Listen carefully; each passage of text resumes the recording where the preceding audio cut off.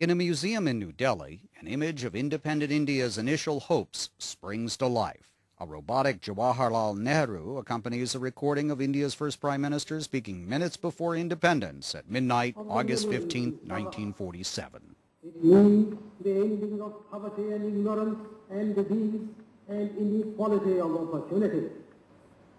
That may be beyond us, but so long as there are tears and suffering, so long our work will not be over. 60 years on, that work is not over. Hundreds of millions in India, Pakistan, and Bangladesh are impoverished, and the memories of the violence that accompanied independence remain painful. I still remember famine whenever we faced 15th August, I start weeping. Pritam Singh Mahana in 1947 was a 9-year-old in what is now Punjabi, Pakistan. Like nearly all Sikhs and Hindus in the predominantly Muslim areas that became Pakistan, Mahana's family was forced to flee. Yes, we would have been murdered by the Mohammedans. Many leaders hoped that all could live peacefully together in the new nations, one predominantly Hindu and the other largely Muslim. We must remember that we have to take momentous decisions and handle grave issues facing us in the solution of the complex political problem of this great subcontinent inhabited by 400 million people.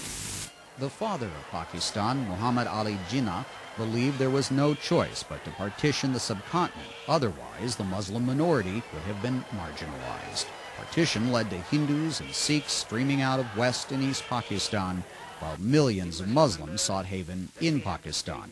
In sectarian fighting, hundreds of thousands of people died.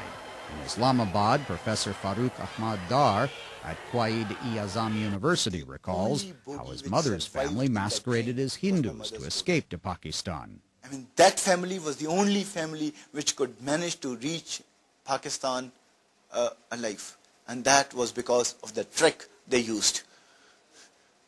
They were protected by the Hindus and the Sikhs who killed all others.